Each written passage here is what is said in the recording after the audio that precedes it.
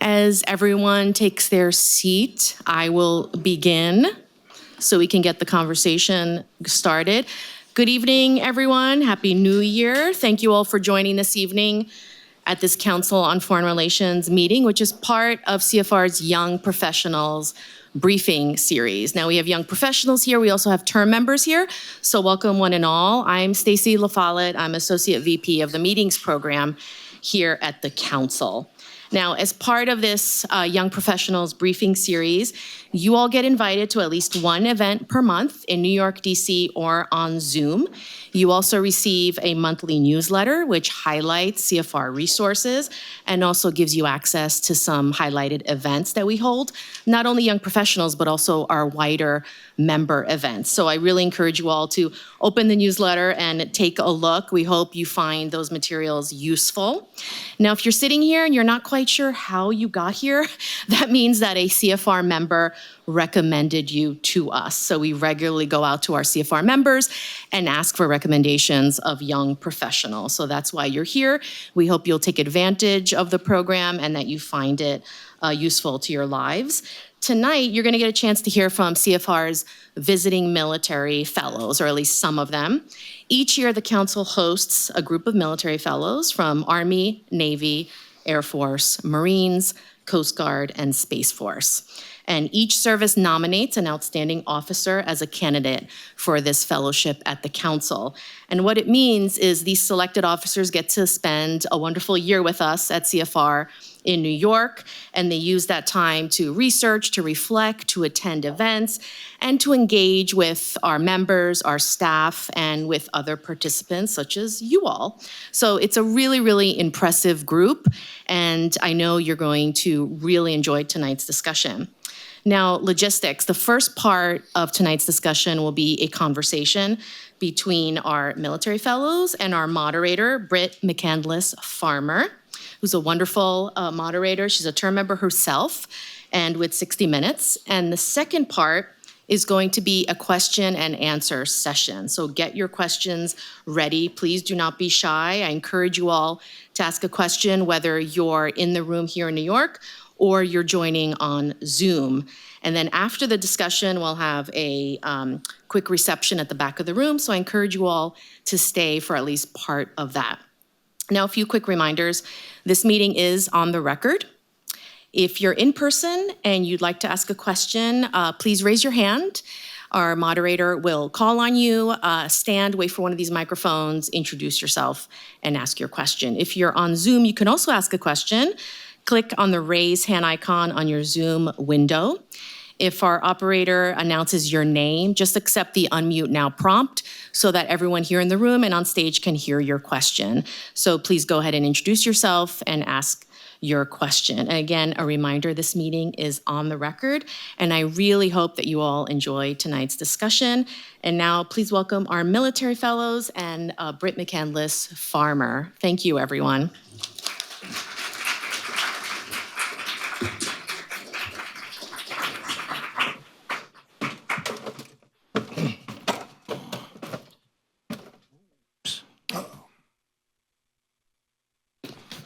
Oh, thank you. That's yours. Thanks. Good evening. Welcome, everyone, to the Young Professionals Briefing with our CFR military fellows. We've also got some term members in the room, online. I know this is going to be a pretty terrific conversation. As she said, my name is Britt McCandless Farmer. I'm the digital producer at 60 Minutes, and I'm also a current term member. The pamphlet keeps saying that I'm a former. They're trying to kick me out early, and that is fine. They'll find me here in the baseboards next Tuesday. I am not going anywhere. Anyhow, we're going to have a great conversation. I'll talk for a little bit with the guys, and then we'll open it up to your questions. I have no doubt you'll have some good questions. And I will note that Colonel Trusty on the end has to skedaddle a little bit early, so if you've got questions about Space Force, keep them in mind. We'll kick off our group conversations with questions for him. But in the meantime, we're here to talk about the U.S. Defense policy, how it is changing. And my question, I want to set the stage with you guys. What was U.S. defense policy when you were first commissioned? How did you conceive of what it was looking like at the time? How did that inform the early decisions you made in your career? Keep it brief, just so we can set the scene for who they are. Wait, hold on. Let's introduce. Who is speaking? You've got to know that first. We've got the colonels. We've got Colonel Zeb Beasley from the U.S. Marine Corps. We've got Colonel Paul Townsend from the Air Force. He will be known henceforth by his call sign, Klaxon, so just keep that in mind. We've got Colonel Christopher Nyland. Nyland from the Army, and as I mentioned, Colonel Corey Trusty from U.S. Space Force. So let's just go down, set the stage for them. What was U.S. defense policy when you first commissioned? How did you conceive of it? How did it inform your decisions? So, good evening, and thank you all for being here tonight. We agreed prior to walking in that the first person that spoke would make sort of the public disclaimer for all of us that the views that we express are our own, and they don't represent our service, the United States military, or the views of the Department of War. Once again, thank you for being here in person, and for those of you online, thank you for spending some time with us tonight. I came in the military, I joined the United States Marine Corps in 2000. So the first departmental policy that I recall that affected me was a authorization for the use of military force in Afghanistan. And at that point in time, when we first had the authorization for the use of military force, if you recall, it was to defeat and dismantle Al-Qaeda. The one that affected me the most throughout my career, though, came later in 2003 with the invasion of Iraq. Yeah, so just like Zeb, I commissioned in 2000. I remember being at the Air Force Academy and getting the emails about our operations in Allied Force and the shoot downs of Serbian MiGs, and I was like, hey, I want to do that. So I tracked into the F-15C, which is the fighter platform, both in Desert Storm and in Allied Force, 104-0 in air-to-air combat. And I was like, hey, I definitely want to do this. And so I jumped right in. And like Zeb talked about, the change and the shift in the Air Force as, we were focused on things like air superiority and how do we gain and maintain that. And against, what was previous, the Soviets, later Iraq, and really the focus when I was in the Pacific was on North Korea. And really what changed the most over time is I think the military development that we've seen from China, right? And so while we were still supporting this counterterrorism, counterinsurgency fight in the Middle East, there was a pretty significant ramp up that we saw from the People's Republic of China of building advanced capabilities. What started off with procurement of older Russian and Soviet technology and own indigenous production, really that build up to now what we see today of more of a pure competition environment. So I'm the old man of the group. I came into the Army, I commissioned in 1997. So if you think back to that period of time, we were still riding the peace dividend after the end of the Cold War. We were the global hegemon. There was no one that would ever compete with us. And really what you saw was a major drawdown in the armed forces across the board because there was a general thinking that, hey, we need to be spending a lot less on our military and a lot more on other things. So that's the Army I came into. It was, I wouldn't say it was a hollow force, but it was not flush with either resources or people. So I spent my first 4 years, almost 5 years in that military before the global war on terror kicked off after 9/11. And then really the vast majority of my career has been defined by Operation Enduring Freedom in Afghanistan, Operation Iraqi Freedom in Iraq, and then the subsequent follow-up on operations from there. And it wasn't until much later, as our active efforts in those two conflicts were starting to draw down mid-teen years when we started heading towards the pivot to Pacific, did it see us start looking that way. Now, most recently, what you're finding is that speaking for the Army specifically, we're grappling with the end of the counterinsurgency focus and looking more towards what the Army has to do to prepare for large-scale combat operations. That's really where our focus is right now. So I'm the baby of the bunch.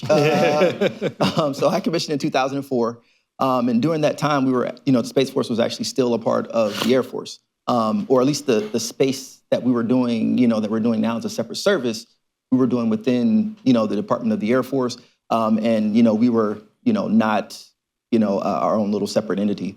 But when I came in, kind of like these guys, we were in the Middle East for so long that, counterinsurgency and counterterrorism was kind of like the flavor of the day. And when we looked at space was that thing that kind of quietly supported everyone. And then when they planned for like air, land, and sea, they were like, I think I'm gonna sprinkle some of this space on top because, I think we may need it. And so it went from, this whole thing of being just this small entity as part of the Air Force to kind of like where we are today with kind of like great power competition, where now space is a key enabler to a lot of the services and maybe even some of those things that the other services will start to support. I want to talk about that pivot to the Pacific that a few of you guys mentioned, and that shift from counterterrorism, counterinsurgency to now preparing to fight a near-peer adversary like China, like Russia. I have been given permission to call them by their first names, which feels a lot like calling your teacher by your first name. So if I call Zeb Zeb, know that in my mind, he's Colonel Zeb. Colonel Zeb. Force design is preparing the Marines for war against China. How is that changing training, changing acquisition, and changing perhaps cooperation and coordination between the branches? Yeah, so there's an interesting debate that is always, that I think all the services have, of can you build a military that's a jack of all trades? Can you build a military that can fight and win a counterinsurgency fight? And can that same military then turn around and fight and win a conventional fight against a near-peer competitor like China? Or do you need those two separate forces? The force that's going to win in one won't necessarily win in the other. That's I think, an interesting academic debate. The reality, though, is the expectation is that we have a United States military that's flexible enough to do both of those things and is prepared, if required, to defend the nation against a near-peer adversary like China, and then, if need be, conduct counterinsurgency operations in the Middle East. So the reality, to your specific question about, the Marine Corps spent 2 decades fighting a counterinsurgency in Iraq and Afghanistan. And that not only drove how we organized, but that drove how we equipped the force. We bought equipment, stuff that was good at that fight. The same equipment or the same acquisitions process we have to then turn around and retool, re-equip, reorganize the force to fight against a near-peer competitor in China. And I would argue that those equipment sets are not the same. The way that you organize your people is not the same. And the way that you train is not the same. So for the military, I think for any service really, it is a paradigm shift to go from what we've done in Iraq and Afghanistan to what we are doing based on the 2025 National Security Strategy that just came out and what the expectations are. Not only is it a paradigm shift mentally, it's one emotionally, for sure. It's also one when you start to look at the material and the equipment and the training pipeline that you need to get there. So it has been a significant emotional shift. It continues to be one. Because I, at least, fall into the camp of the way you man, train, and equip a military force to fight a near-peer competitor is different than the way you would do it for a counterinsurgency adversary. So we are going through, I think, a major paradigm shift for the United States military writ large and for the Marine Corps specifically as we enter into this new era of, well, it's not necessarily new, but as we enter into this area of increased focus on near-peer competitors? Colonel Corey, you're all going to still have the Colonel. Colonel Corey, we were talking, and you had said the Pacific is somewhere you think Space Force is really going to start to take the lead. It won't necessarily be the support anymore, but Space Force can really flex its muscles. Can you explain for them, what does that mean? What does that look like for Space Force? Yeah, so and it's kind of funny, I was just writing some thoughts down. But when I kind of look at that, so when I talked about before how it was all about, like, for instance, I asked you questions, who's ever really thought about space? Right? Like, it's not a lot of people, you know, that really kind of like thought about space and how they use it every single day. But now when we're going out here and you're looking at, our adversaries had 20 years to look at how we operated in Afghanistan, right? And they look to see like, hey, if we let our allies, and the US and their allies and partners in, then we can't win. And so now you look at that they added to their, you know, kind of defense calculus, and you look at the kind of time, that distance gap that we have when we use our different services, whether it's our boots on the ground, planes in the air, boats on the water. There's things that's going to have to happen in order to enable that. And space is going to have to do that because we're going to need long-range comms, we're going to need our GPS there, and there'll be certain things that we may need other services to do to help enable our space superiority. And so when we look at that shift of the specific, we're saying like, hey, there are a few things that we need as to have our theory of success, which is when we shifted from countering terrorism now to long-range kind of strategic competition, there's things that we're looking at when we say, hey, we need to have competitive endurance. And part of that is potentially being supported. And when we have competitive endurance, we want to have great situational awareness of what's going on. So we may need some of the other services, like I said, to take out some nodes so that we can see what's going on. So that our satellites aren't being, you know, messed with by some other, you know, country, whether it's China or whoever else. The other thing that we're probably looking at as well is we're trying to deny first mover advantage. And so if we know what's going on, then we have a great opportunity of denying our adversaries from doing things to our other joint forces.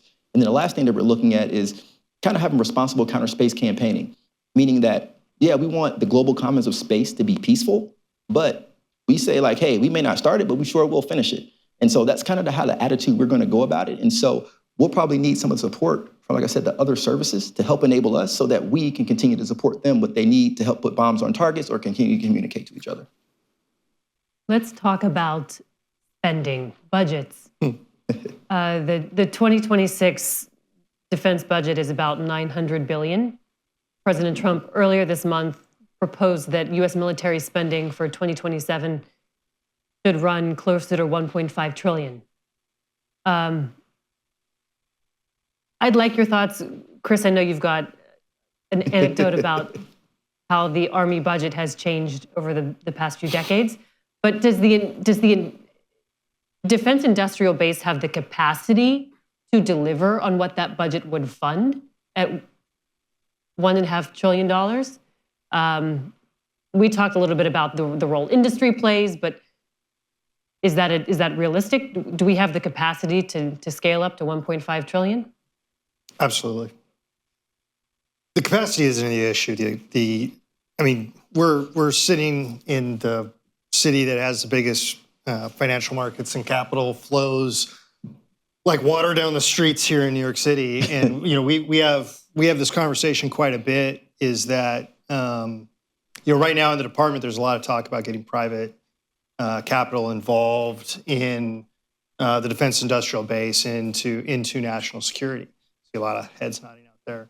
I've got an opinion, and it's my personal opinion, that if capital thought they could get the returns that they needed from the defense industrial base, it would already be there. Okay, so then the question becomes, well, what do we need to do to create those conditions? Well, predictability, a steady demand signal, and you know, not those things are not all in the control of the military.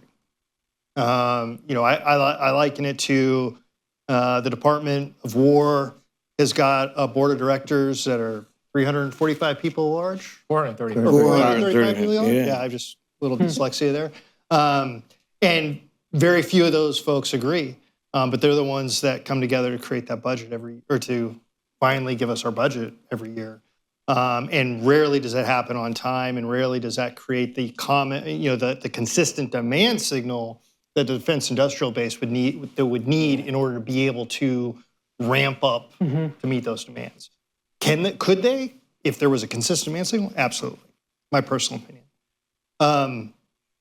Two things I think it's very important to understand about the department's budget. First and foremost, and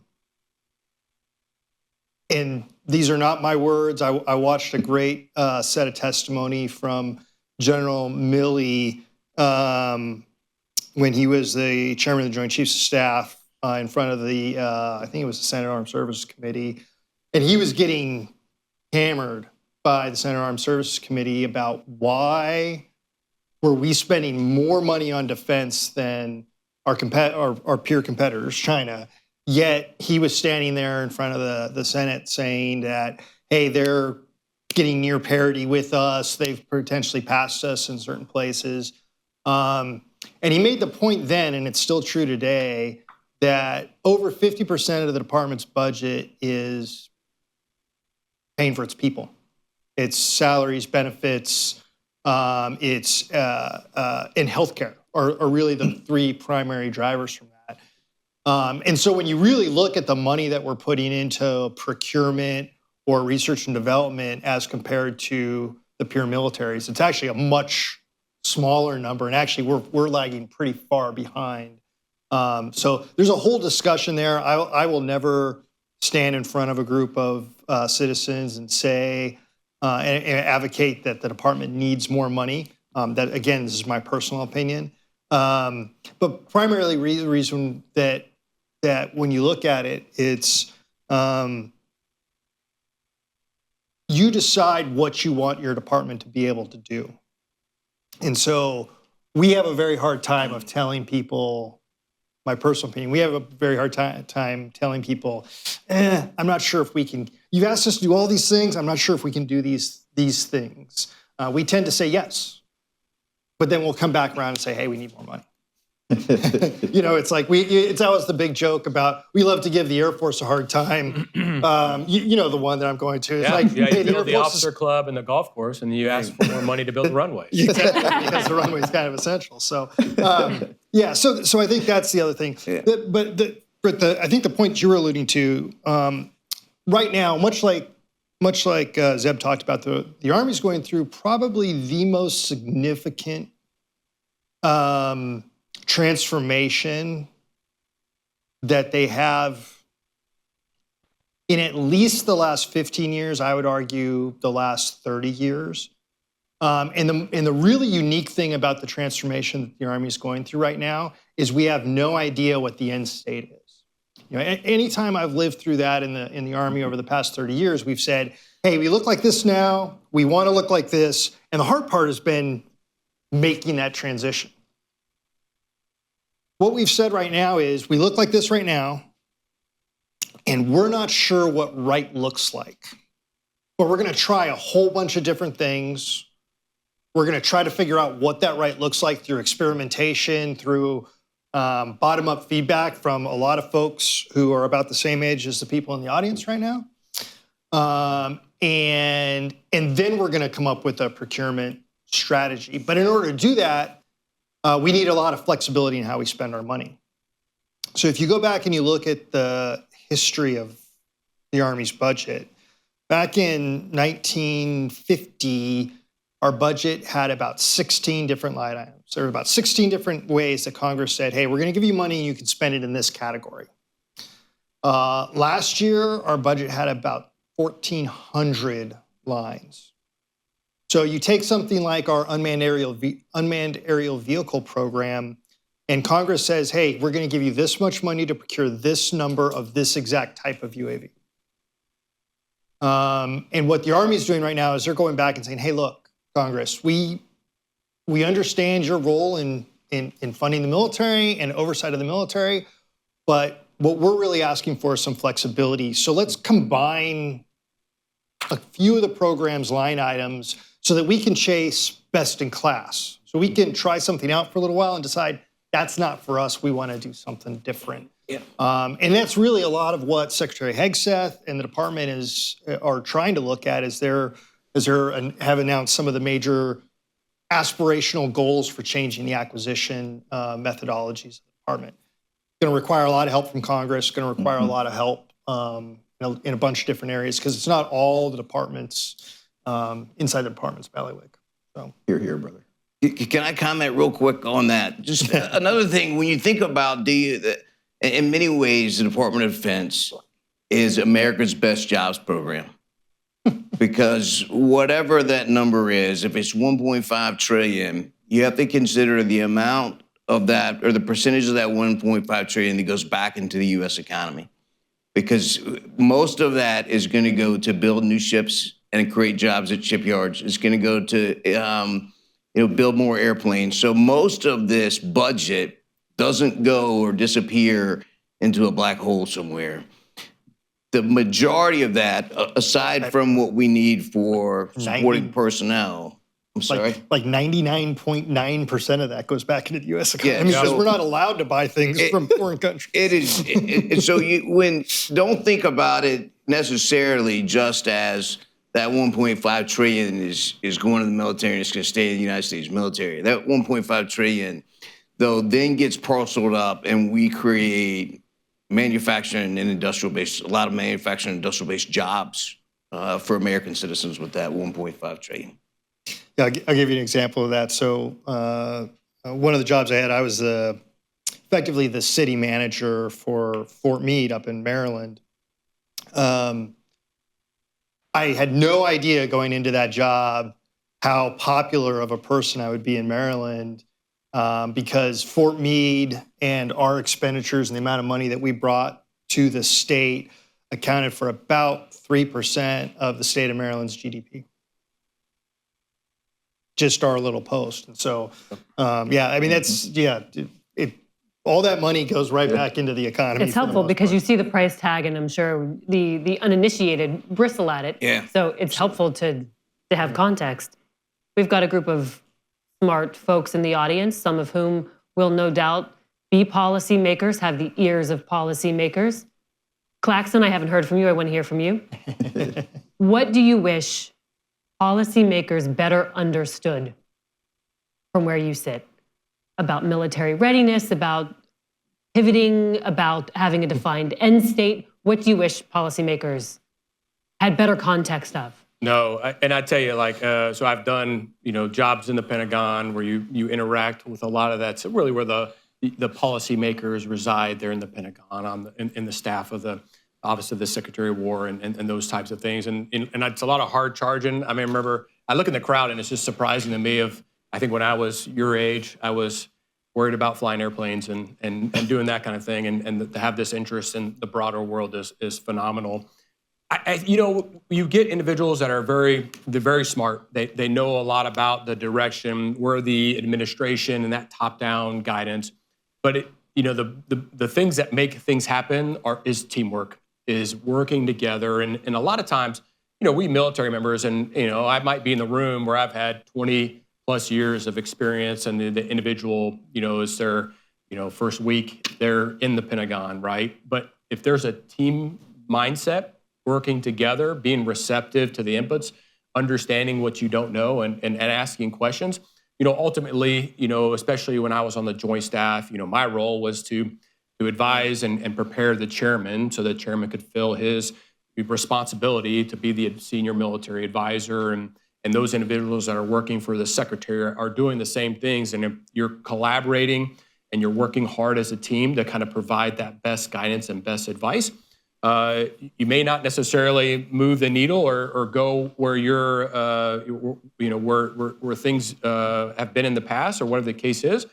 But to me, as long as the process is solid, that collaboration occurs, that team mindset occurs. And I think ultimately, being in the flying business, a bad day is somebody dies, right? Very rarely in your different areas of work does a bad day mean somebody's losing their life, right? Whether it's a business deal or whatever the case is. And so I think, for us in the military, that's why you hear this focus on readiness is, so that you're ready and and you can minimize the risk of those things occurring. And so I think those are really the big things that I try to provide, my experience and my input to kind of provide that perspective, and then really work through that process to produce what's kind of best for the military and what's best for the country.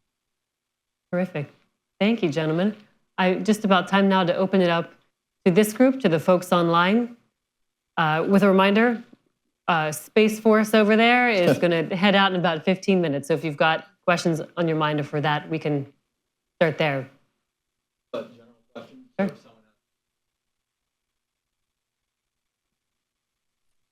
Break the ice. Yes. That's right. Jump right in. So I have had a lot of thoughts over the past couple of months. I'm still formulating my question, right? But bear with me as I ask. So you highlighted the thematic difference of we're moving from counterinsurgency, small ops, and kind of like insertion into more large force projection and a theater that we last saw probably in like World War II time era, right? With the Pacific Campaign. Simultaneously though, like with the post-World War II and Marshall Plan era, our force projection was tied to ideological and economic concepts. Now what I'm observing is we're decoupling the ideological and the economic force projection, and we're focusing more on the economic-driven force projection and kind of bifurcating or separating the world into different sectors based off of that economic projection. How do you guys see your deployment pattern and kind of military patterns throughout the world changing? Because from where I stand today, I feel like we're carving up the world into 4 or 5 different sectors. And within the Middle East, there is, let's say, like the Aegean Southern Mediterranean or like Eastern Mediterranean line. There is the South China Sea, that area, and then the Indian subcontinent. And then for us, it's the Americas and the immediate neighbors, and Europe is no longer a priority. And with Asia, the priority is more economic warfare rather than diplomacy, and ensuring that we're obliging by a lot of the promises that were made by different administrations. That's how I see it. I would love to hear your perspective and if that's correct, or how I should adjust my mental model. Thank you. And thank you for your service, everyone. I appreciate it. Thank you. Well, I'll start, and I know the folks can jump in. So, like broadly, when we look at the military, we organize ourselves across what's called the Unified Command Plan, UCP. And so that's traditionally been divvied up via combatant commands that are geographic and combatant commands that are functional in nature, right? And so whether it's Indo-Pacific Command or European Command, Africa Command, North and South America, there's been different ways that we've organized geographically. And then functionally, transportation, special operations, cyber, strategic command, those types of things. So we've always kind of had this organization. Space Command, of course. It's not a quiz on me. UCPs. I'm just establishing an example for the room. So my military Anyone got a arts, little brother? my military arts and science instructor from the Air Force Academy is over my ear right now, giving me the whale eye. So we've always kind of identified ourselves geographically, and we've always, kind of had a balance and a shift in the prioritization on where those, things lie. And there is discussion over a change to the UCP. And I've not seen anything specifically about, hey, this is where we're going to go or how that's being updated. So I think we're still waiting to see, essentially how we're going to organize in the future to align our forces, better for what we're doing. I would say you're right in some contexts. We don't have an ideological adversary the way we do, to the extent that we did immediately after World War II. And so perhaps we are looking at other drivers to organize by. But I would offer 2 things. The first, if you're basing your interpretation off the national security strategy, let's see if resources fall out that way too. So just because there's an argument to be made that the national security strategy is not written for the United States or a domestic population, that it's written as much for our adversaries and our allies as it is for us. So we don't necessarily take that document and then start divvying up resources based on prioritization that we interpret from the national security strategy. I think we'll see if that ultimately happens, though. It hasn't happened yet. I mean, that's the classic. You show me your budget, I'll tell you which And strategy. so, it is. or where your priorities are. Yeah. So I'll just leave it at that. Well, I'm not sure that resources are going to fall out the way that you just describe them, even if we are talking about rebalancing our mindset and the way we view the world from a political and a security perspective, that necessarily, we're all of a sudden going to leave the Pacific and shift all that to South America, and we're going to pull out. I don't know. I would be surprised if resources fell out that way. Right, and the kind of constant is the enemy gets a vote, right? Essentially, you may, for a long time, we wanted to make this pivot to the Pacific, and that was the strategy. But in 2011 or 2012, I think it was when it announced, and essentially we had another 10 plus years of conflict in the Middle East. So I think that's always something as well. The enemy gets a vote, and you need to be prepared and ready to execute. Yeah, and for space, we've always kind of seen it as global, because we're one of those functional combatant commands. And so we've always looked at, hey, how can we enable a joint force, globally? And so at least for us, I don't think that'll change. Hopefully we'll get a little bit more money, though. I think if you're interested in diving down that line a little bit deeper, these guys are going to roll their eyes because I say this anytime we have start this conversation. What I've found helped me understand the underpinnings of the national security strategy and some of the moves that the administration has been taking lately is when I read Eldridge Colby's Strategy of Denial. He's the Undersecretary of War for Policy right now, so he has a pretty strong voice in a lot of the discussions that are going on when we're talking strategy. We'll take one more in the room and then go online. There in the back. Oh, Plan. Hi, guys. James Kennedy, business executives for national security. You kind of touched on it with the geographic combatant commands, and I wanted to ask for thoughts on the recent realignment. I know the Army's kind of in there on its own, but as well for the Secretary of Defense, kind of with International Command, Indo-PACOM Command, and then a Western Hemisphere Command. What your thoughts are on that realignment, how that kind of changes operational planning or resources available to different commanders. Any thoughts on that would be great. Thank you. Yeah, so I'll start with the Army's recent transformation. So without giving an entire treatise on how the military organizes, what the Army's recently done is generally every combatant command is supported by what we call component commands. So you've got, EUCOM, the European Command, you've got U.S. Army Europe, U.S. Air Force Europe, what do you guys call them, U.S. Marine Corps Europe? Yeah. Right. So what the Army's done is for the component command for NORTHCOM and the component command for SOUTHCOM, they've taken those and they've combined them with the organization that was responsible for training and equipping our unassigned combat formations.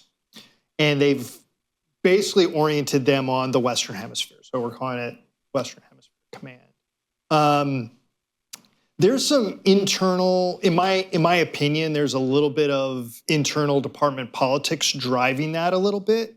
When it comes to, because effectively what you see happen oftentimes is that combatant commanders always want more resources in order to do the jobs that they've been asked to do. And where do those resources come from? They come from the services. And so really by doing this, a lot of what the Army has done has kind of gotten out of the business of going, hey, we can give you this or we can't give you this, because now every Army combat formation is already assigned to a combatant command. So then it's about the combatant commanders fighting amongst themselves for these additional resources. The other thing that drives a lot of this has been the department, under Secretary Hegseth, the department has had a strong focus on reducing the total number of general and flag officers. And so this significantly reduces, this gives the Army some free maneuver to cut away at some of those general officer positions. I would say if you're going to divide up the world, where you draw the lines matter. And if you draw a line between North America and South America, you've created a chasm between North America and South America. And as demographics change over time, I think it's always wise to go back and look at where you drew the lines and see if they're still in the right place. Yeah. Well, I'll just speak the bad guys don't pay attention to my own lines. experience. So I'm the installation commander at Eielson Air Force Base in Alaska. I'm in Pacific Air Forces, so assigned to Indo-Pacific Command. I reside physically in Northern Command and support missions and operations there. And there was an event, where we had forces that came in from Indo-Pacific Command, forces that came in from NORTHCOM to plus up, and additional Strategic Command. So I had 3 combatant commanders, not the people, but their forces, descend on my base. And if I have one fuel truck, right, am I the one who makes the decision on where that fuel truck goes? It kind of ends up being I don't think I am, right? I think that's, and it shouldn't be on the Secretary's plate. So in a lot of ways, I think that there's an opportunity to simplify, the way that we organize in order to kind of remove some of those friction lines. And I think too, if you go back and look at when we came up with this approach to organizing our forces, it was a period of time where most conflicts would be, we imagined most conflicts would be regional. And now we're having a very hard time imagining any conflict with a near-peer competitor being anything but global or having potential global impacts. Now that so many other domains have opened up, like cyber, like space, not, My man. in the ability to create effects anywhere in the world from a region. Yeah. And now you're seeing too, other countries kind of, jumping onto this as well. When you look at NATO saying hey, space is a warfighting domain. When we look at, the national security strategy with kind of our pivot here to the Western Hemisphere, you really don't see space mentioned at all. But, be for sure that space will be supporting, the folks here that has to, conduct whatever missions they need to in the Western Hemisphere, in concert with the national security strategy. And so that's things that we'll continue to consider. Those are things that we'll continue to support. And if there is a, shift, we'll be ready to kind of move to that too. So. Perfect. Let's go to a question online. We will take our first virtual question from Dana Cody. Please remember to state your name and affiliation.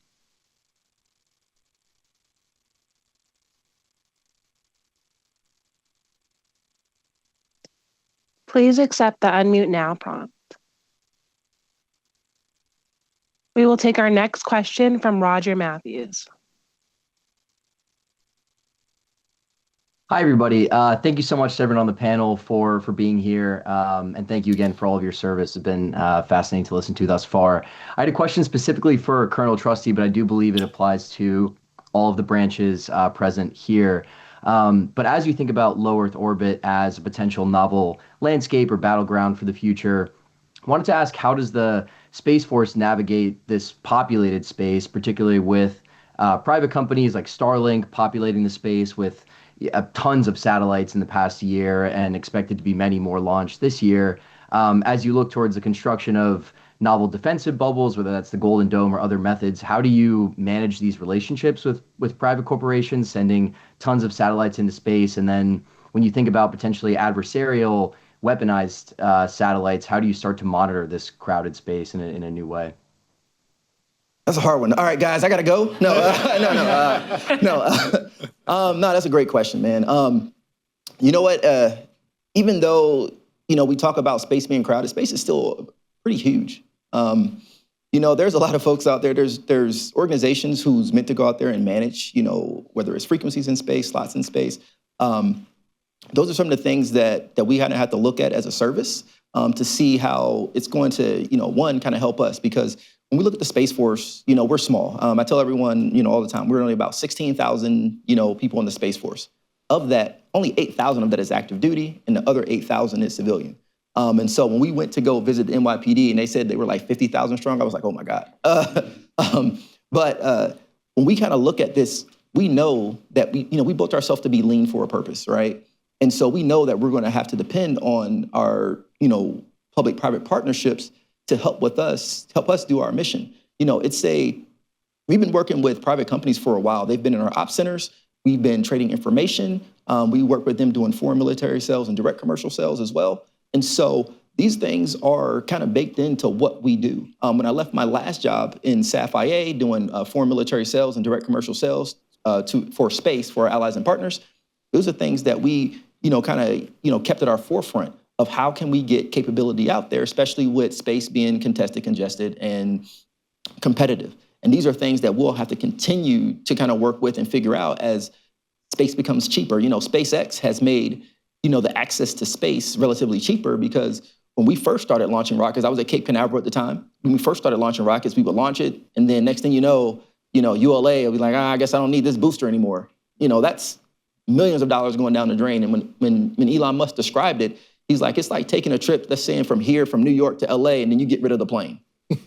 And so now that the access to space has become relatively a lot cheaper, you're giving, folks who weren't going to be spacefaring nations the opportunity to be spacefaring nations. However, we kind of work through certain norms that we have with the global commons of what we call space, meaning that we want to use it in a peaceful and prosperous way. However, there are some benign actors when you look at, your Russias and your Chinas of the world who are doing things in space that may not be, or as always, kind of pushing, up to the edge, maybe not crossing, but continuing to pushing up the edge to kind of violate some of those norms.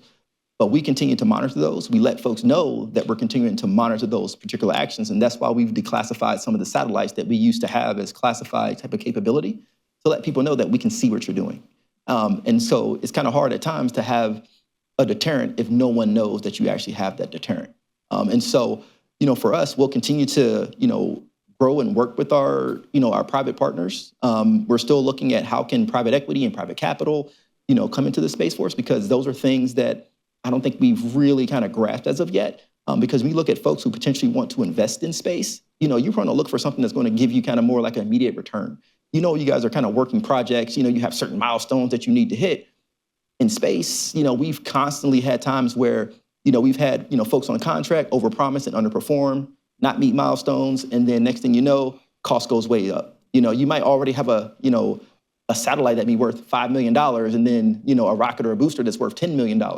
And if you have something that raises the price even that much more, now you're looking to say, hey, how is that, stemming our capability somewhere else? Or that's money we could have spent somewhere else.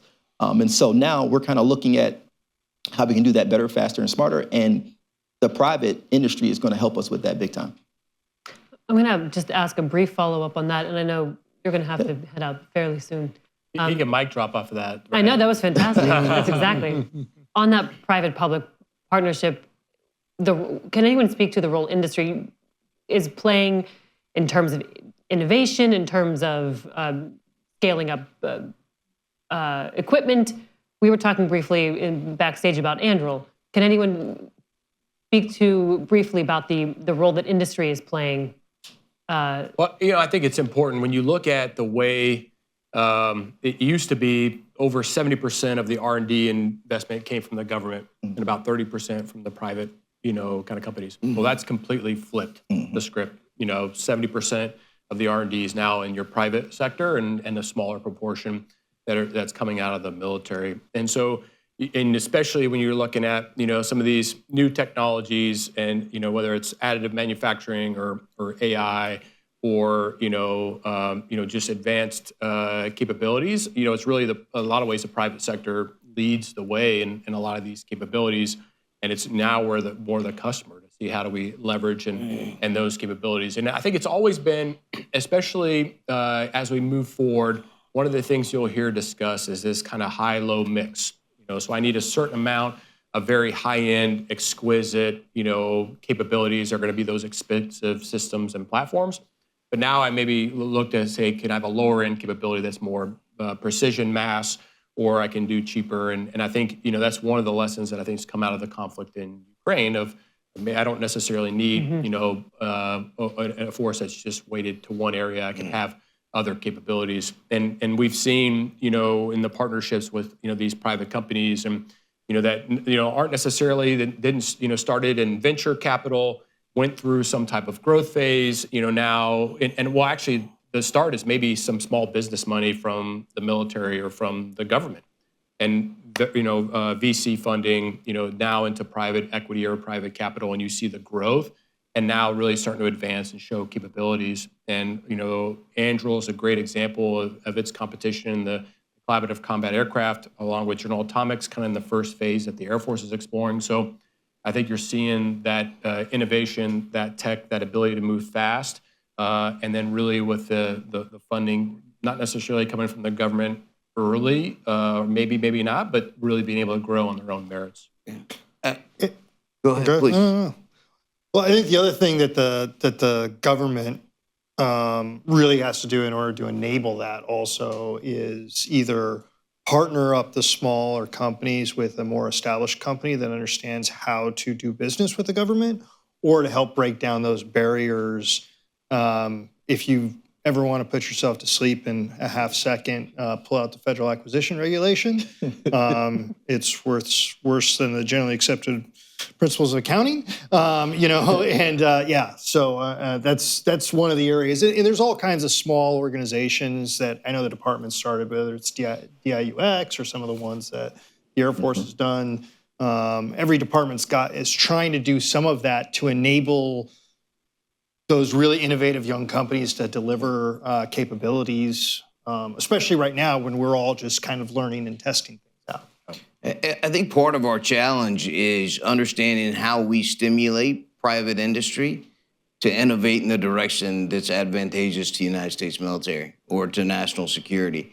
And I think that starts ultimately with how do you close the gap between private industry, private equity, and the military itself? I mean, where are those ties? Where are those actual physical connections taking place?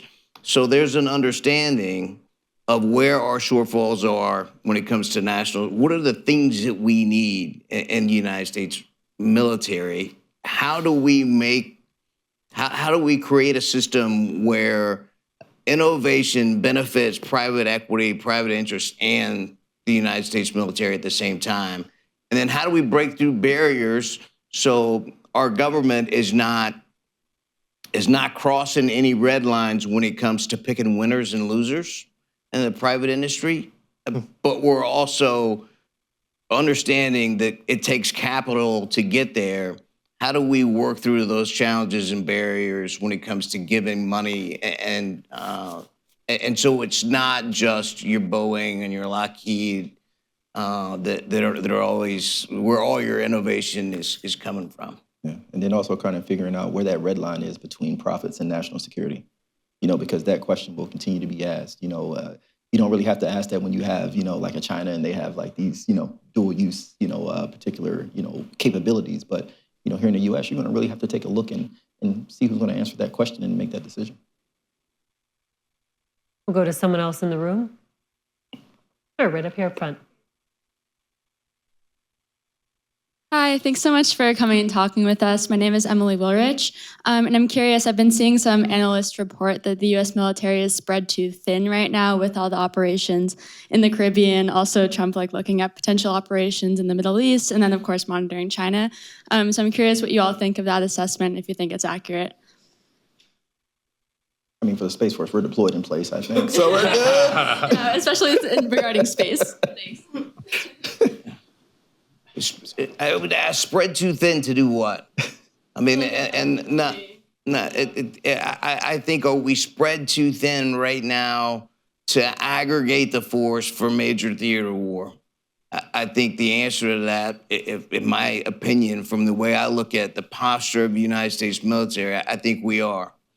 But to conduct, anything below that, I would say that the United States military, in my opinion, is not postured too thin. There's I don't think we're at a point where what we call depth to dwell or operational tempo is too high. And I think we have global force posture, in my opinion. It's changing, but it's changing in the right directions. And I think we have it about right, or we have a plan to get it about right. So My answer generally, would be I don't think we are spread. I don't think we are spread too thin, and I don't think combat power in the Caribbean or down towards South America is taking combat power away from a critical deterrent mission, for example, in Asia. Yeah, and I think that fundamentally, right, we're about deterrence, and we rest well at night every day on the deterrence capability that we have through the military force and our posture. And then you got to think too. I mean, the military is about rapid power projection capability, and you look at our ability to surge into theater in a short amount of time with the assets that we need. I think is really second to none. One more thing. We talked at the beginning, an interesting point. We talked at the beginning of this conversation about paradigm shifts and about shifting away from counterinsurgency towards more conventional large-scale conflict. Realize that part of the answer to your question is we can't call a timeout and retool the force, bring it all back home, reset it, and then redeploy it again. So as we undergo organizational transformation and these large transitions that we're talking about, we have to build that airplane while still flying. I got that joke in there. That's right. We can't land the plane, fix it, and then take off again. That plane is out there every day with a mission that it has to do of deterrence primarily. So that is another challenge that we think about when we're asking ourselves, are we spread too thin? I appreciate the metaphorical analogy on landing the airplane to fix it. I don't know the answer to your question. If I was sitting in OSD policy looking at readiness across the force, I would be reminded that the more ships you steam and the longer you steam them, the more maintenance you're going to have to do and the longer downtime. The more aircraft that you're flying and the longer you fly them, it's like taxes. You can push the bill out, but it's eventually going to come due. And then so it's really about, it's not so much about whether we're spread too thin right now, it's can we spread that readiness out so that we're ready in the future once aircraft or ships, et cetera, or do we have the money to invest in shipyards and base maintenance of aircraft in order to even that out? I think the finance folks call it dry powder. Am I getting that right? The dry powder? Okay, sure. We've got a question online. Let's go online. We will take our next question from Raphael Notchman. Please remember to state your name and affiliation. Raphael Nachman, calling in from the Army in Germany. So, gentlemen, you've already mentioned how the Army and the military as a whole is transitioning from a counterinsurgency framework to a more LISCO, large-scale combat operations framework. Much of this conversation that we're hearing, at least at the junior officer level, is centered around direct conflict with our near-peer threats. But with adversaries who are increasingly comfortable operating under the specter of hybrid warfare and plausible deniability, how prepared is our military to meet and defeat those threats more in the competition and crisis phase of that conflict continuum? So, this kind of goes back directly to a point Zeb made earlier with regard to, there's the existential debate about, okay, can a force that's ready to defeat a near-peer competitor also do counterinsurgency?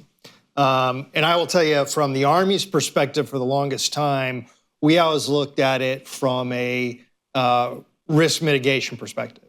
What if we didn't do well in counterinsurgency? What's the worst that could happen? Versus if we weren't ready to fight a large-scale combat operation against a near-peer competitor, what's the worst that could happen? So the severity of not being prepared for large-scale combat operations was enough to drive us towards that, doing that well, and then we'd muddle through if the situation was something else. So, from my perspective, to answer your question, I don't think you can afford not to be prepared for large-scale combat operations, even understanding that that the next fight may be in the gray zone. I mean, I will tell you, our nation, and not just the military, but our nation, the national security professionals in our country, I think have about a 0% batting average on guessing where the next major conflict is going to occur. So the argument, the Army's argument is out, is we got to be prepared for the worst, and anything else we'll figure it out. Yeah. Well, and I think, to me, the question of the gray zone and hybrid, right, really points to, the target isn't necessarily the fielded military force. It's us. It's the room. It's citizens. It's, whether it's infrastructure that you're attacking, or spaces where people congregate, or whatever the case is. And so, that's something I think that you have to be serious and thinking about, is the resiliency. And it's one thing that you need to generate and you need to deploy, but the hybrid nature of it potentially creates challenges that maybe prevents you from ever leaving where you would need to go. So when you look at the Chinese and the unrestricted warfare that was published several years ago, it really doesn't talk about military, domains per se. It kind of opens it up to a whole of society type of consideration. So I don't know necessarily, I completely agree that there's challenges, with identification and saying who conducted this threat, and then responding, with the means that you would desire. That's always going to be a challenge in the gray zone, and being attributable. But I think really it comes down to resilience of populations, because a lot of times those maybe are more so the target. I think if you look at the military's role in gray zone conflict, you're really talking about cyber capability. It's too bad Corey's not here. You're talking about space capability, some informational warfare capability. So if you take a look at some of the things that the Army's been doing, specifically in the Pacific with regard to information warfare, and then in regular warfare, what you're seeing, with the capabilities of some of the special operations organizations and what they're doing. So that's really the military's direct role in gray zone conflict. But that's also when you start really relying on some of the other instruments of national power, the big E for the economy, the, information, and diplomacy. Those are really a lot of the tools that you're going to use in a gray zone conflict. Is there anything else you wanted to add? No, I'm fine. That's Right. Well, that's just about time. The council has a hard and fast rule that we will start and end on time. So Raphael, thank you for staying up late in Germany and joining us. Yeah. Hope you get good rest tonight. Thank you all. Thank you, Colonel Beasley, Colonel Townsend, Colonel Nyland, Colonel Trustee in absentia.